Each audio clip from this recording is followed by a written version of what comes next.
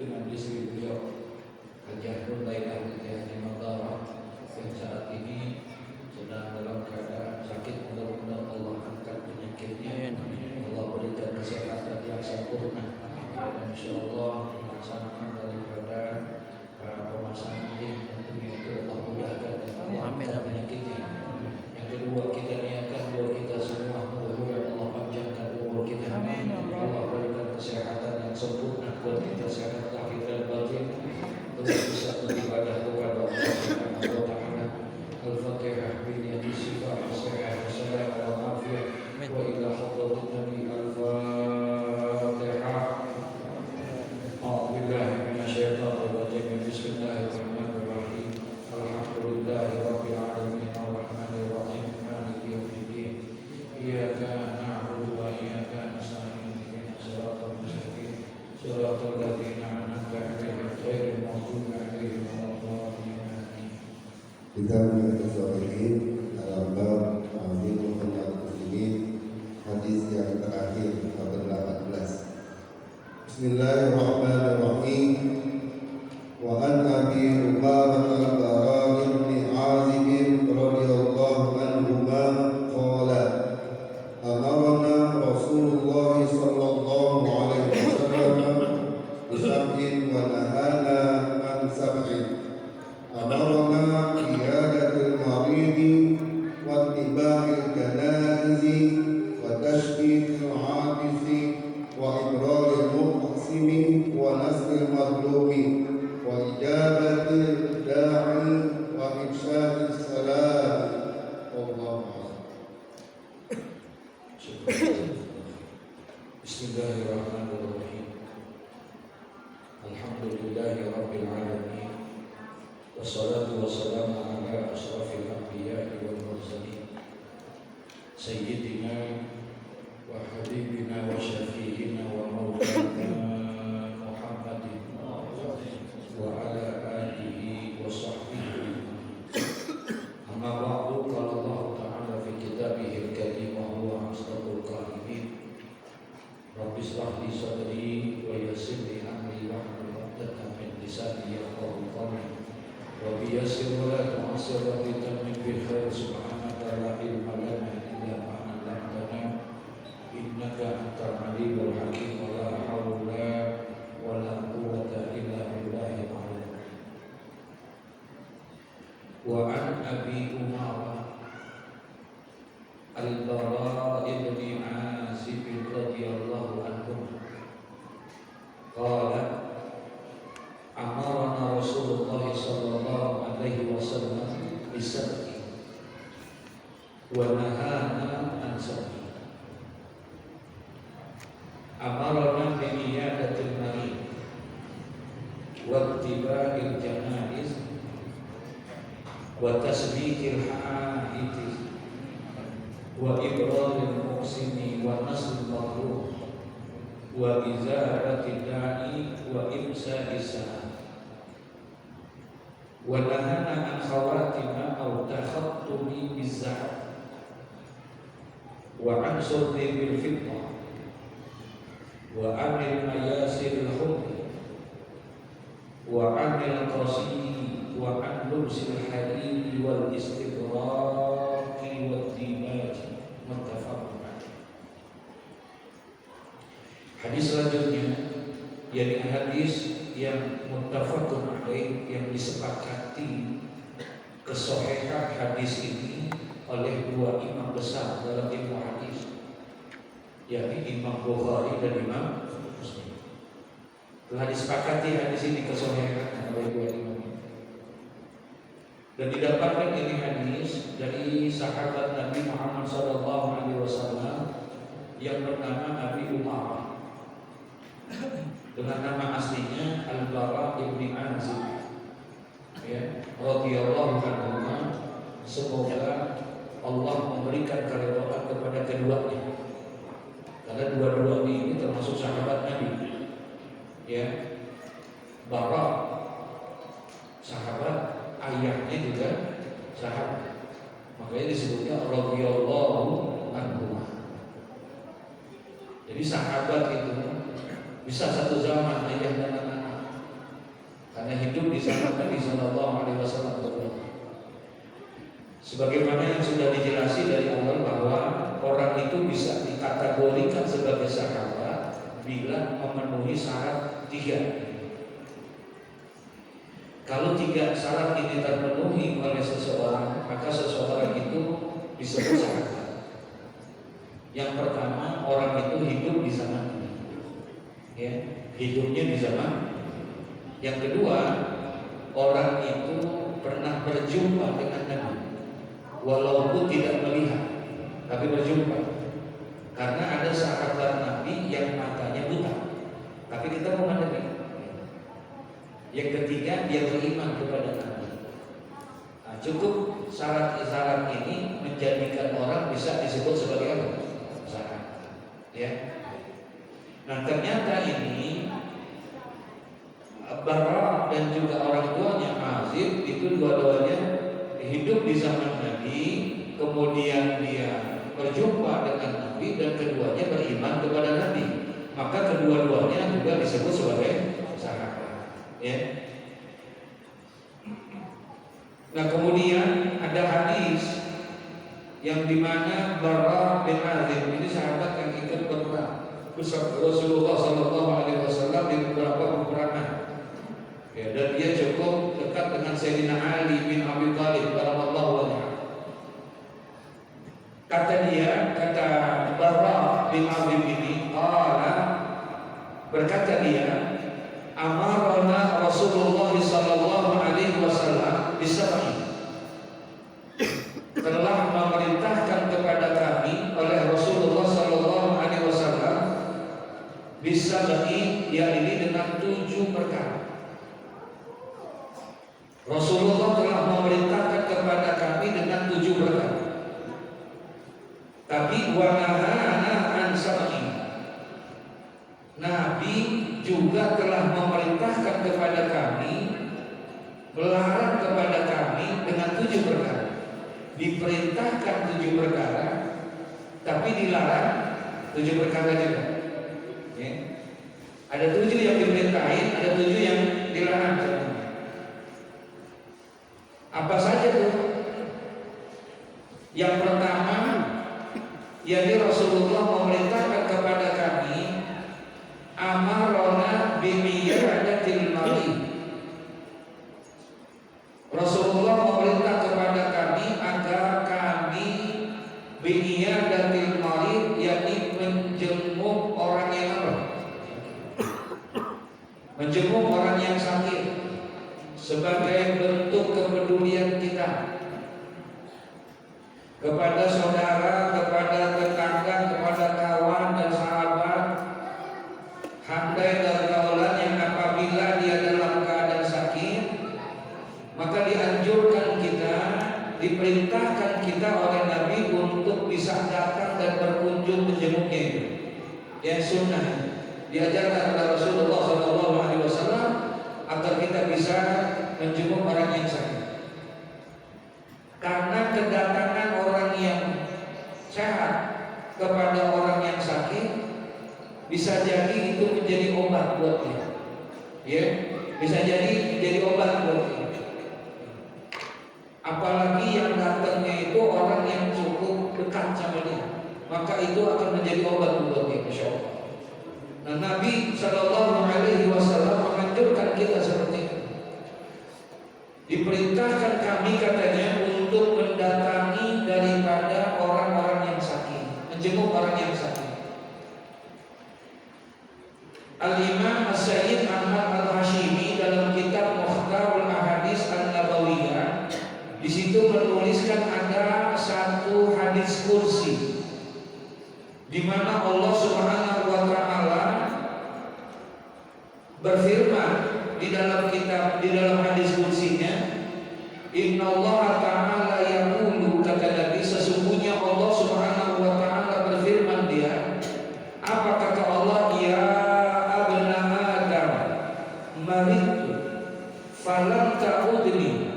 Begitu Allah bilang, Allah berkata kepada anak Adam, apa kata Allah, ya abna Adam, wahai manusia, maritu, aku sakit.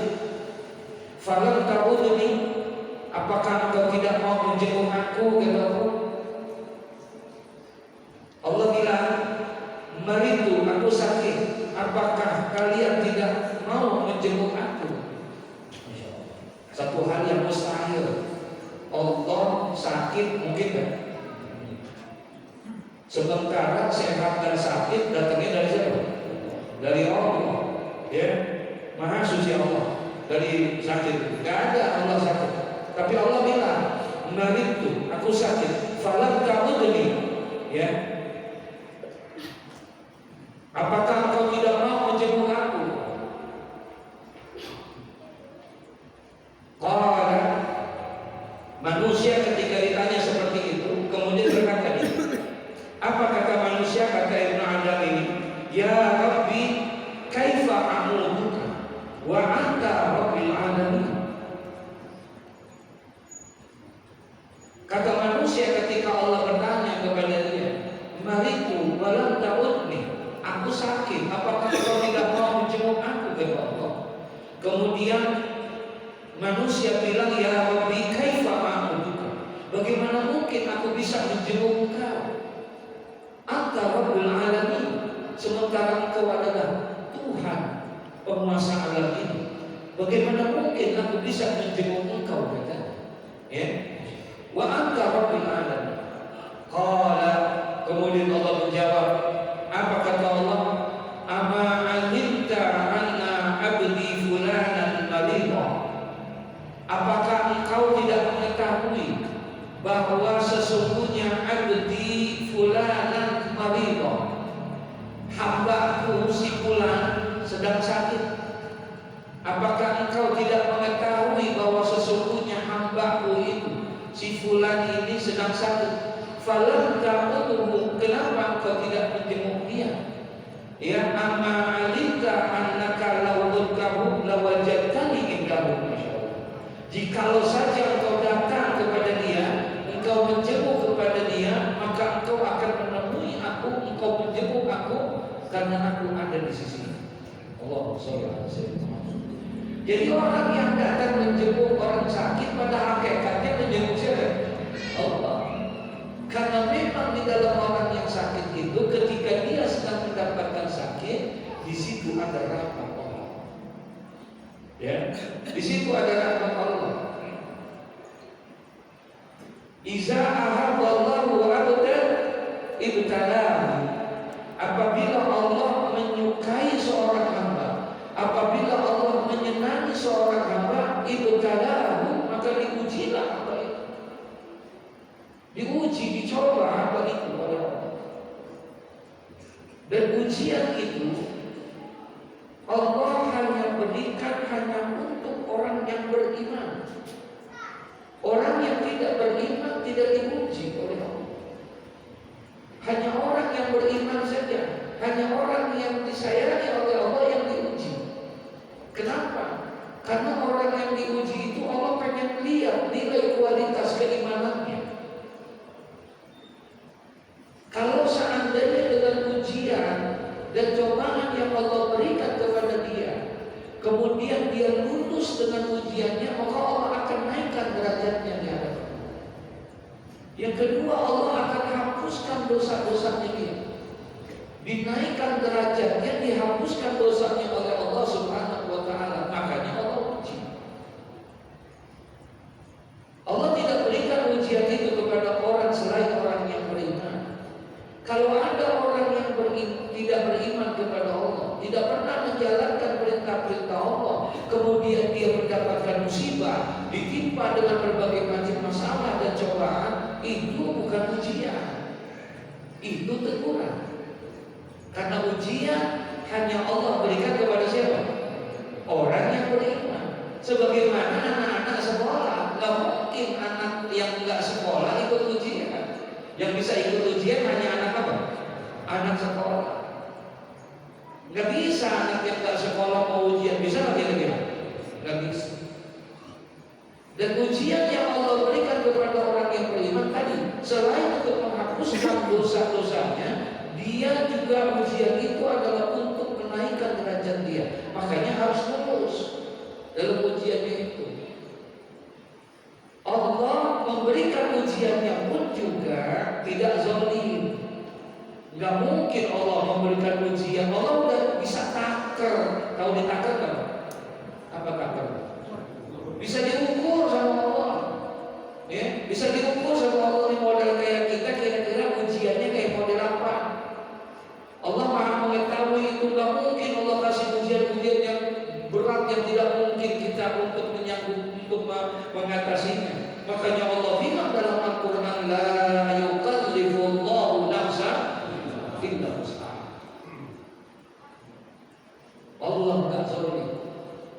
Allah akan berikan ujian itu sebatas kemampuan dia. Ya. Untuk apa? Tadi untuk dinaikkan derajatnya. Kalau dia lulus, insya Allah. Ya. Nah, sekarang kalau dia pengen lulus, maka dia harus apa? Hah? Anak-anak sekolah dulu, kalau dia mau lulus, dia harus apa? Hah? Iya. Ujiannya dia lulus itu anak suruh ngapain? Hah? Dia belajar. Kalau nggak belajar bisa lulus ya? Hah? Yang nggak bisa lulus harus belajar. Belajarnya setahun sekali apa? Biar lulus gitu kira-kira belajarnya setahun sekali atau sebulan sekali? Hah? Mesti tiap hari belajar. Mesti tiap hari kalau mau lulus. Gak bisa selalu ini, masya Allah. Kadang-kadang kita ujian besok belajar sekarang. Betul ya? Belajarnya sekarang itu pelajaran 1 tahun tuh. Diapalin sekolahnya. Kira-kira kalau yang model begitu kakak lulus pantas apa enggak kira-kira? Hah? Jadi harus kalau pengen lulus ujian dia tuh anak harus belajar sama. Kita pun demikian. Kalau seandainya kita harus pengen lulus daripada ujian-ujian yang Allah berikan kepada kita, belajar. Belajarnya kapan? Ya setiap hari. Belajar kita setiap hari dengan pembelajaran yang sudah Allah berikan kepada kita. Dalam bentuk apa pembelajarannya? Ada pelajaran namanya zuhur, ada pelajaran namanya asar, ada pelajaran namanya maghrib, isya, subuh. Ini pelajaran yang Allah berikan. Makanya konsep daripada ibadah bukan hanya mengerjakan. Kita itu lebih fokus kebanyakan hanya sekedar hanya mengerjakan. Makanya kita terlena dengan daripada apa? Syariatnya. Syariat itu tujuannya ibadah. Artinya ibadah kalau mau sempurna harus dengan ilmu syariat. Ilmu syariat itu ilmu fikih. Artinya berusaha supaya ibadah itu benar. Kalau ibadah itu benar, maka dia harus belajar ilmu apa? Fikih. Kan ilmu fikih itu tujuannya itu membenarkan ibadah kita kepada Allah. Bagaimana tata cara ibadah kita supaya benar? Maka belajarlah ilmu apa? Itu yang mengatur fikih. Kita lebih kecenderungan untuk memilih itu. Kurang banyak di antara kita yang mengambil pembelajaran nilai-nilai yang terkandung dalam ibadah itu dalam kehidupan kita. Makanya yang penting gue sembahyang, yang penting gue benar sembahyang gue. Tapi nilai filsafat, kandungan hikmah yang ada di dalam ibadah itu seringkali kita lupakan. Sehingga akhirnya sholat yang kita kerjain, mohon maaf nih, kan sholat rasa kayaknya udah lama juga tuh sembahyangnya. Sembahyang kita udah lama juga, betul ya? Cuman ada pengaruhnya asal dalam hidup kita. Sudah berubah karakter kehidupan kita. Jumat udah lama juga kita sembahyang Jumat. Ada berapa kali sembahyang Jumat? Kalau umur kita 50 tahun aja, itu aja. Kalau sebulan 4 kali, kalau itu 50 tahun umur kita, hampir 2.300 kali kita sembahyang Jumat. 2.300 kali kita sembahyang Jumat. Dan setiap sembahyang Jumat Jumat selalu kita mendapatkan nasihat, selalu kita mendapatkan pesan moral, di mana pesan ini wajib disampaikan. Kalau sembahyang Jumat pesan ini, wasiat ini tidak disampaikan, nggak sah khutbahnya. Dan pesan ini yang pernah disampaikan oleh Nabi ketika beliau menjadi khatib Jumat. Pesan ini pula yang pernah disampaikan oleh para sahabat ketika mereka menjadi khatib di dalam sholat Jumat. Sampai dengan saat ini dinasehati kita setiap waktu Jumat.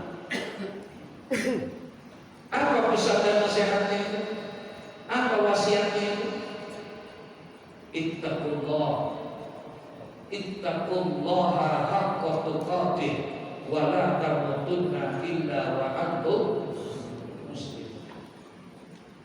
Disuruh kita, bertakwalah kamu kepada Allah, bertakwalah kamu kepada Allah. Dinasihatin kita, nasihatinnya udah 2.300 kali.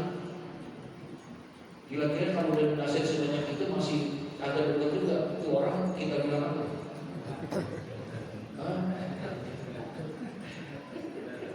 Astagfirullahaladzim. Kenapa? Itulah kelemahan kita. Kita lebih asik, lebih kecenderungan. Kita sering perdebatkan kita sering ributkan tentang masalah kunut dan tidak kunut. Kita lebih sering mempertimbangkan permasalahan angkat tangan atau ditaruh di bawah ketika ba'da ruku. Yang sering kita ributin masalah-masalah itunya. Tapi nilai kandungan hikmah, nilai-nilai yang terkandung dalam sholat jarang kita pakai dalam kehidupan kita. Ini padahal Allah bilang inna sholata tanha 'anil fahsya. Sembahyang itu dapat mencegah fahsya, munkar beda. Di sini ada fahsya, ada apa? Ada munkar. Artinya ada maksiat zahir, ada maksiat. Nah ini, insya Allah kalau sembahyang yang benar sudah dijamin sama Allah. Jamin. Allah yang bilang dalam Al-Quran. Pakai harfu taukid di situ. Ada inna. Padahal secara kalimat, andai kata innanya nggak pakai tuh, dibuang nih misalnya nggak pakai inna, as-sholatu tanha 'anil fahsya ila munkar, kira-kira itu kalimat udah tamat tuh, udah sempurna belum? Udah tuh. Terus kalimat udah sempurna semua. As-sholatu tanha 'anil fahsya ila munkar. Sholat itu dapat mencegah perbuatan keji dan munkar. Orang udah paham belum? Kira-kira kalau disampaikan begitu orang udah paham belum? Saudara-saudara, sholat itu dapat mencegah perbuatan keji dan munkar. Paham nggak? Tapi Allah bertegas, nggak cukup digituin. Dikirimin Allah harfu taukid. Ada apa? Ada inna di situ. Makanya dia berubah. Ya, masuk inna sholat tadinya sholatu inna sholat labat mansur dinasabkan dia dengan inna. Berubah yang tadinya artinya sholat itu dapat mencegah perbuatan keji dan munkar, masuk inna ditambahin jadinya apa? Sesungguhnya sholat itu dapat mencegah perbuatan keji dan munkar. Lebih kencang lagi itu maknanya. Gara-gara siapa? Emang begitu modelnya sih Inna? Ya, emang begitu. Bertauhid namanya harus tauhid. Ya, untuk bertauhid kan lebih nyata lagi kata Allah. Sesungguhnya sholat itu dapat mencegah, masya Allah, perbuatan keji dan munkar. Orang yang bisa mendirikan sholat, insya Allah, enggak ngomongin orang, enggak fitnah orang. Kan ada juga yang sembahyangnya rajin tapi ngomongin orang jarang. Ada nggak? Halo? Nah, kita disuruh ya supaya ada dalam diri kita. Kata Allah Subhanahu wa taala, Rasulullah perintahkan 7 perkara. Yang pertama kita disuruh ngapain? Jenguk orang sakit. Jenguk orang. Yang kedua, wa amara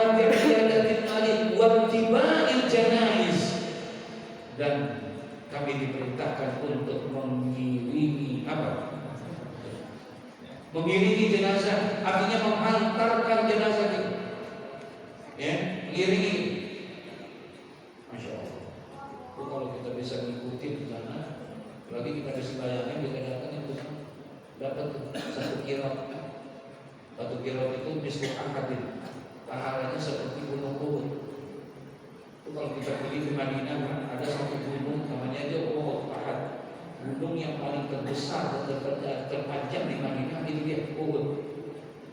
Ya, gunung Uhud paling terpanjang, kurang lebih 13 km. Anjangnya itu gunung Uhud paling besar, Masya Allah. Nah, gunung Uhud ini gunung yang memang punya nilai tersendiri di hadapan Rasulullah. Sampai-sampai Rasulullah pernah mengatakan di hadapan Sayyidina Abu Bakar, Utsman dan sahabat lainnya, huwa jabalun yuhibbuni wa uhibbu. Jadi kata Rasulullah, ya, Jabal Uhud itu huwa jabalun yuhibbuni wa uhibbu. Dia mencintai aku dan aku mencintai dia. Dia mencintai aku dan aku mencintai dia. Sayyidina Abu Bakar tanya, ya Rasulullah, kalau manusia mencintai engkau, lantas lah ini gunung bisa mencintai engkau, bagaimana ceritanya? Ya, bagaimana ceritanya itu bisa diajak ke atas sama Rasulullah, ditancapkan itu gunung? Apa kata Rasulullah? Ya Uhud, tunjukkan kepada cintaanku kepadamu. Bergetar gunung. Abu Bakar pegang aku, suruh berhenti lagi. Air kata dia sedang bersalawat kepada Allah Subhanahu. Jadi banyak yang mencintai daripada cintanya kepada Nabi Muhammad, bukan hanya sahabat, ini kan hati batang orang. Dulu khotib begini, pakai bangku begini Rasulullah disiapin, dibangunin pakai batang korma. Kemudian sahabat takut kalau seandainya ini bangku yang dibuat dari batang korma ini takut udah tua, ntar duduk jatuh, Nabi takut ini roboh, jadi ntar Nabi jatuh. Akhirnya sahabat cari solusi. Kemudian dibongkar nih batang kormanya, dibuat, dibikinin yang baru, dibikinin lagi itu mimbar yang baru.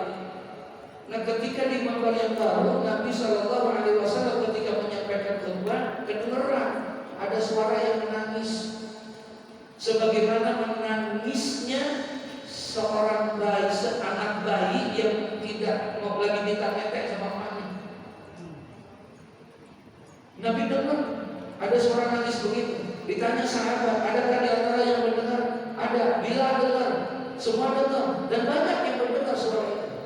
Maka diperintahkan ke Bilal bin Rabah, coba kau cari Bilal, siapa yang menangis itu suara. Semakin lama suaranya semakin apa? Kencang kedengaran. Dicari, siapa yang nangis? Ketemu batang korma yang kemarin jadi bambu dibuat ke pojokan, ada di situ. Ternyata itu yang nangis. Pohon kormanya yang nangis. Kata Rasulullah, tidak ada di antara kami yang nangis kecuali ini ya Rasulullah. Rasulullah datang, ternyata kok dia menangis. Kenapa kau menangis? Saya sedih karena saya sekarang ini sudah tidak menjadi sandaran badanmu yang mulia ya Rasulullah. Itu yang aku tangisi. Tanya Nabi. Kata Nabi, pilih satu di antara dua. Kamu mau jadi sandaran aku di dunia atau mau jadi sandaran di akhirat nanti di surganya Allah? Kata batang orang, ntar aja di surga. Ya udah kalau begitu, cek. Kau cek kan? Hah? Udah cek, diam. Pelan-pelan diam. Masya Allah. Allahumma sholli ala sayyidina. Ini. Jadi kalau ya model cinta kita makalah mencinta gitu. Tapi lagi ngaji nih, terus diumumin ada orang pengen membunuh barang siapa. Abu Jahal bikin pengumuman, barang siapa yang pengen mendapatkan hadiah besar 1000 ekor unta dan uang 1000 dinar aku akan berikan asal bisa menyerahkan kalahnya Muhammad kepada aku. Abu Jahal bikin pengumuman seperti itu di sebelah itu share. Semua banyak yang daftar. Di antara yang daftar itu ada perempuan. Ada perempuan daftar. Sama Abu Jahal yang memang nanti perempuan jangan. Enggak. Saya benci Muhammad. Izinkan saya ikut ini. Emang ente bisa berantem? Enggak. Emang ente bisa main pedang? Enggak. Main panah? Enggak. Lah, entah bagaimana ente mau udah berburu dia? Saya punya cara tersendiri untuk membunuh Muhammad dan saya sudah rencanakan itu. Akhirnya ya udah kayaknya gitu. Akhirnya di sini dia ikut. Apa yang dilakukan sama dia? Kemudian dia bikin makanan yang enak dan dikasih racun yang mematikan. Dia potong tuh kambing, kemudian daging kambing itu diracuni oleh dia. Bikin tuh ya, nasi kembuli dengan kambing. Ya Allah, habis ngaji makan begitu ya?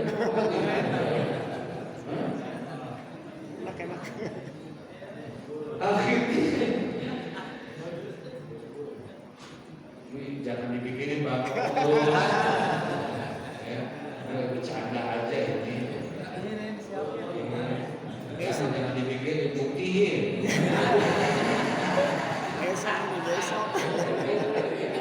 Dadah. Ya Allah, akhirnya pada saat Rasulullah sedang mengaji, gitu, bersama sahabat, dibawa itu makanan dia.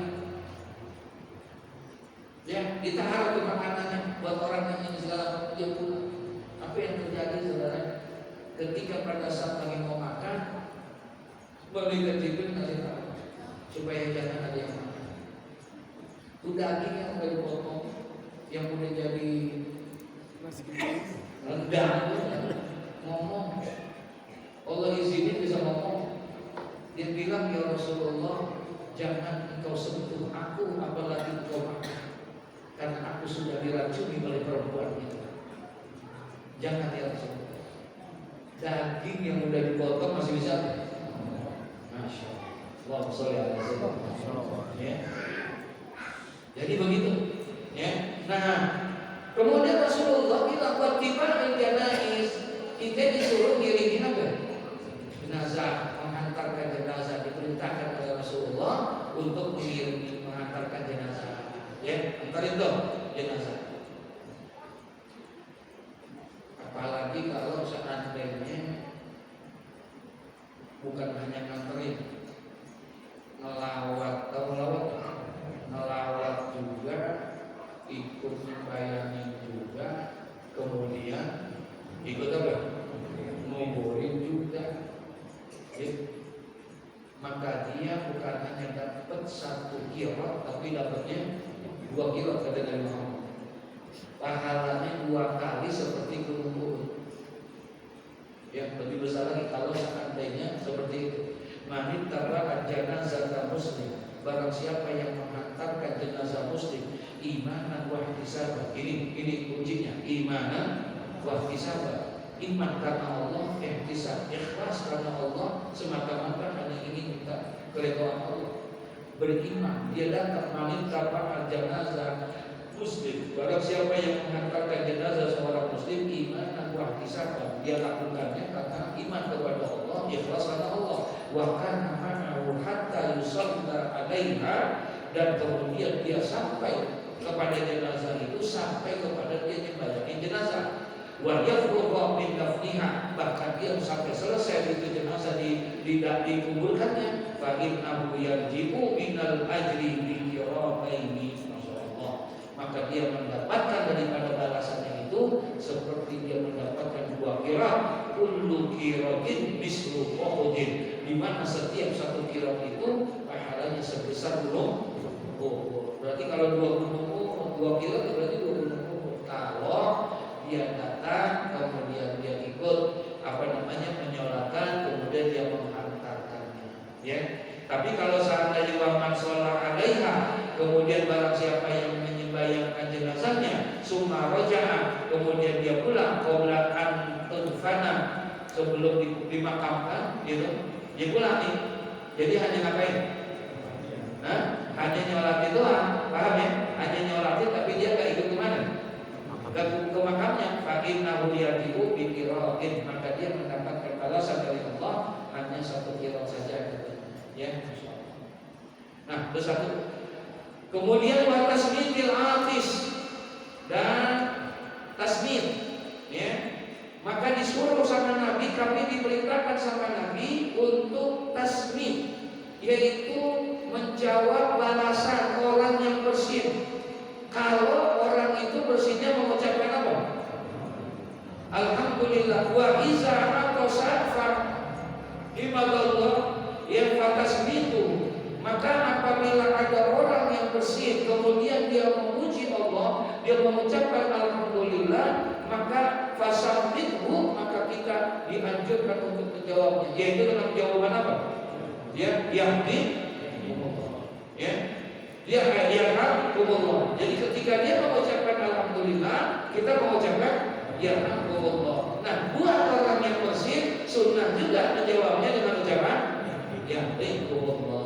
Kalau dia ucapin apa nih? Alhamdulillah. Kalau enggak sunnah gitu. Ya, kalau dia nggak mengucapkan itu, karena dianjurkan sama Imam Nawawi dalam kitab Al-Adhkar, kalau seandainya dia hanya nggak mengucapkan itu, ya alhamdulillah, kita dengar dia bangkis, boleh tuh kita bilang alhamdulillah untuk ingetin dia. Apa maksudnya? Untuk ingetin dia. Ntar kalau dia ucapin alhamdulillah, baru kita bilang apa? Begitu kata Imam Nawawi. Wa idraril muqsimi, kemudian disuruh lagi, ya, untuk apa? Yaitu menepati janji, ya, menepati janji kita. Disuruh sama Nabi jangan ingkar janji, ya, apalagi memakai sumpah-sumpah, ya. Kalau janji jangan ingkar. Itu tanda-tanda daripada orang munafik. Konon katanya ada hadis ayatul munafiki salahun, tandanya orang munafik itu berapa? 3, katanya iza kahadasa kadzdzaba, kalau ngomong bohong, wa iza wa'ada akhlafa, apabila dia janji dia ingkar. Nah itu, ya. Wa iza tu'mina khana, kalau diberikan amanah ya nanti, ya, insyaallah. Nah, apalagi wa iza wa nasril mazlum, Nabi memerintahkan kepada kami untuk menolong orang-orang yang dianiaya. Wa ijabatid da'i, dan Nabi juga memerintahkan kepada kami untuk memenuhi orang yang mengundang. Bila ada orang yang mengundang, wajib kita untuk datang. Wa ifsa'is salam, kemudian menebarkan apa? Salam, menebarkan salam. Jadi kan, Rasulullah menyuruh kepada kami berapa perkara tadi?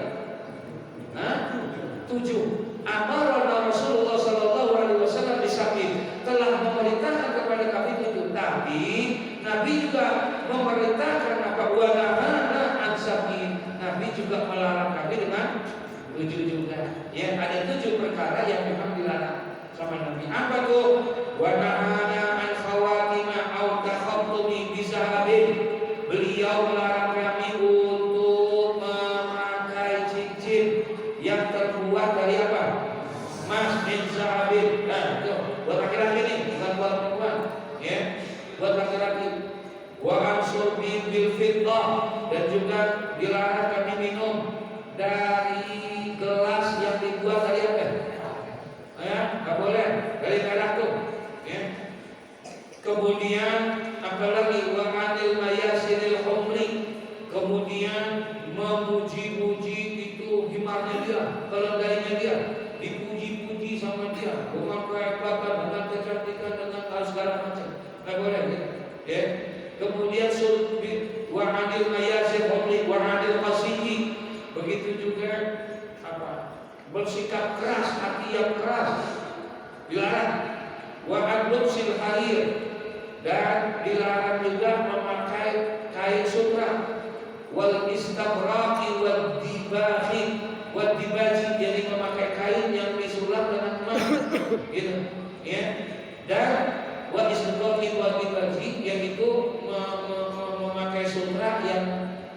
dibahas apa namanya?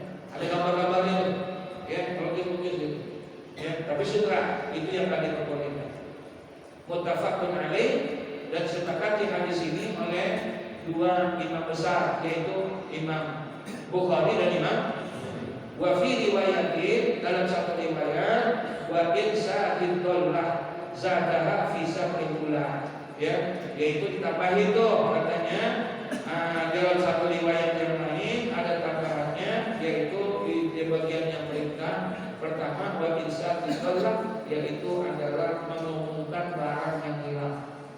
Lukotoh, barang hilang namanya apa? Lukotoh. Jadi kalau kita ada barang yang hilang, itu wajib untuk diumumkan, ya. Di tempat-tempat yang banyak masalah ininya gitu. Dan diumumkannya juga jangan secara sempurna, ya.